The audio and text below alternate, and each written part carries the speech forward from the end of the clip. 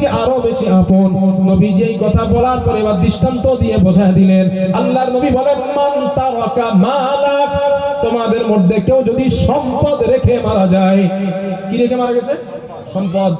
আল্লাহর নবী বলেন, তোমাদের মধ্যে কেউ যদি সম্পদ রেখে মারা যায়, ফালিয়ারিসু আসাবাতুহু মান কানু ফিদ দুনিয়া, ওর রেখে যাওয়া সম্পদগুলো ভাগ নেবে ওর সন্তান সন্ততিরা।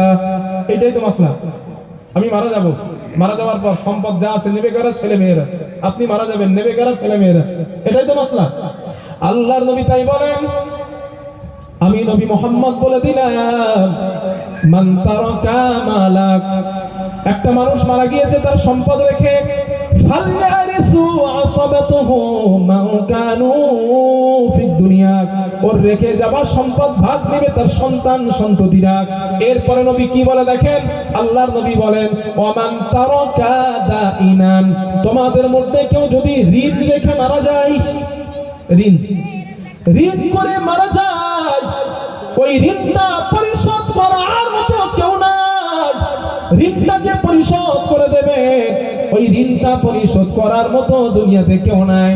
আল্লাহর নবী বলেন, আও দয়ান, অথবা এমন পরিবার রেখে মারা গিয়েছে যেই পরিবারকে দেখভাল করানোর মতো কেউ নাই। দুইটা ছোট্ট ছোট্ট সন্তান, স্বামী মারা গিয়েছে, 2 লক্ষ টাকা ঋণী, সংসার চালানোর মতো অবস্থা তার মেয়েটার মধ্যে নাই। আল্লাহর নবী বলেন, এমন অসহায় পরিবার রেখে মারা গিয়েছে, আল্লাহর নবী বলেন, এমন ব্যক্তিদেরকে ফালিয়া তিনি, আমি নবী মুহাম্মদ আমার কাছে পাঠিয়ে দাও, আমি রাসূল আমার কাছে পাঠিয়ে দাও, আমি তার ঋণ পরিশোধের ব্যবস্থা করে দিব।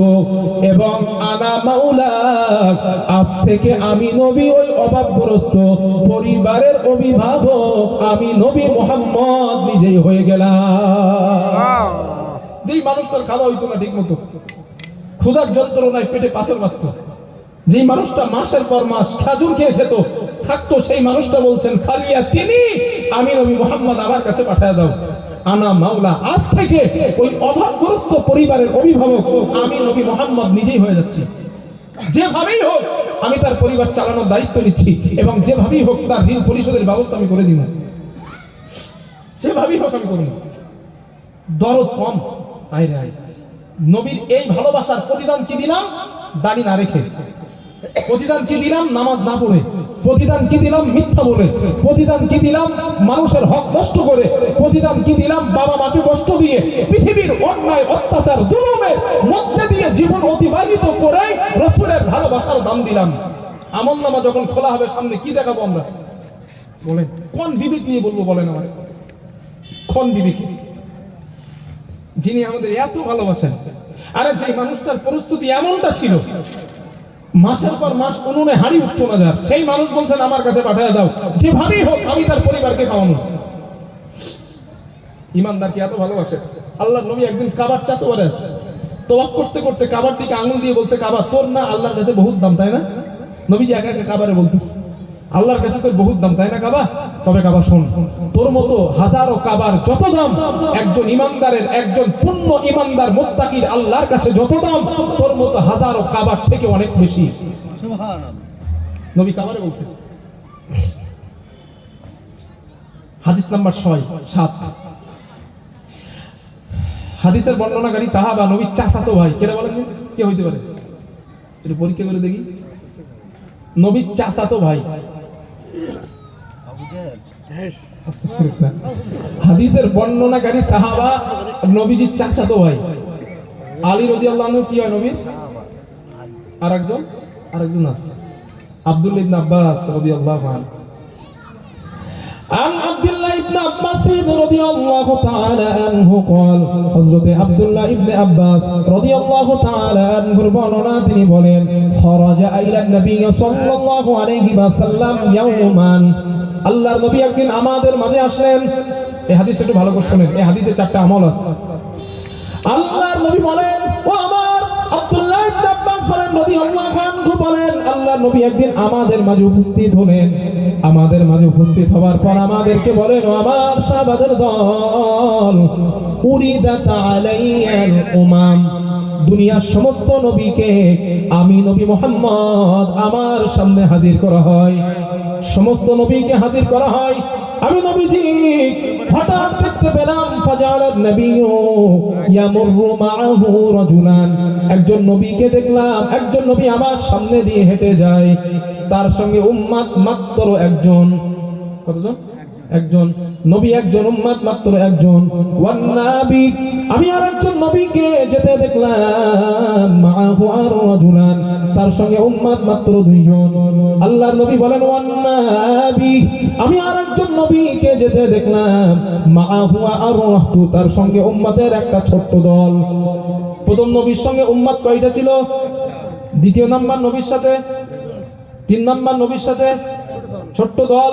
আল্লাহর নবী এরপরে বলেন, রাআইতু, আমি নবী তাকালাম, হঠাৎ আমি দেখলাম, তাকালাম, আমি তাকানোর পরে দেখলাম সাউদান কাসীরান সাদ্দাল উফুক, আমি নবীজি বিরাট একটা দল জামাত আমি দেখতে পেলাম। ওই জামাত দলটা আকাশের আধিক্যতা ছুঁয়ে গেছে, এত বড় দল, এত বড় জামাত আমি নবীজি দেখতে পেলাম। আল্লাহ রাসূল বলেন, ও আমার সাহাবাদের দল, আমি নবী এত বড় দল দেখার পর ফারাজাউতু আন তাকুনা মিন উম্মতি, আমি নবী মনে মনে বলা আরম্ভ করলাম, আল্লাহ, এই দলগুলা যদি আমার হতো, উম্মতগুলা যদি আমার হতো, কতই না ভালো হতো। কেন ভেবেছেন নবী এটা? নবী একজন, উম্মত একজন, নবী একজন, উম্মত মাত্র দুইজন, মানে ঈমান আনছে দুইজন উম্মত, এমন নবী দুনিয়াতে এসেছেন। নবী একজন, উম্মত ছোট্ট একটা দল। নবী যখন বিরাট বড় দল দেখছে, আকাশের আধিক্যতা ছুঁয়ে গেছে, নবী বলেন, মনে মনে বলছে, আল্লাহ ফারাজাউ চান দেখুন আমি উম্মতি, আল্লাহ এই উম্মতগুলা যদি আমার হতো, কতই না ভালো হতো। আল্লাহর নবী বলেন, ও আমার সাহাবাদের দল, আমি রাসূল যখন মনে মনে এমনটা বললাম, আমাকে বলা হলো, হাবিব, এই উম্মতগুলো আপনার না, ওই উম্মতগুলো মুসা নবীর উম্মত। নবী বলেন, মন খারাপ হয়ে গেছে, আল্লাহ, মুসা নবীর এত উম্মত। আল্লাহর হাবিব বলেন, মন যখন আমার খারাপ হয়ে যায়, আল্লাহ পাক আমাকে বললেন, নবী উনজুর, আপনি তাকান। নবী বলেন, রাইতু, আমি তাকালাম, তাকানোর পরে দেখলাম সাউদান কাসীরান সাদ্দাল উফুক। আল্লাহর নবী বলেন, আমি তাকানোর পর বিরাট বড় বড় অনেকগুলা জামাত দল আমি দেখতে পেলাম। আল্লাহর নবী বলেন, অনেকগুলা জামাত দল আমি দেখতে পেলাম। ওই জামাত দেখার পর মনের মধ্যে আরো আনন্দিত শুরু হয়ে যায়।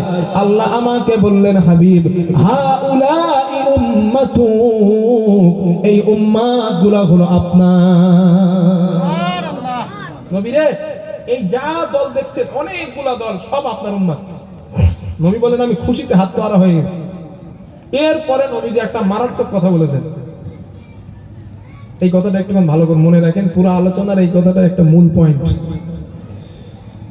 নবীজি সাহাবাদেরকে লক্ষ্য করে বলছেন, সাহাবারা, এই যে অনেকগুলো উম্মতের দল জামাত আমি পেয়েছি, এই উম্মতের মাঝে মা হাউলাই সাবউনা আলফান ইয়াদখুলুনাল জান্নাতা বিগাইরি হিসাব, এই উম্মতের মাঝে ৭০,০০০ উম্মত এমন আছে যারা বিনা হিসাবে জান্নাতে যাবে।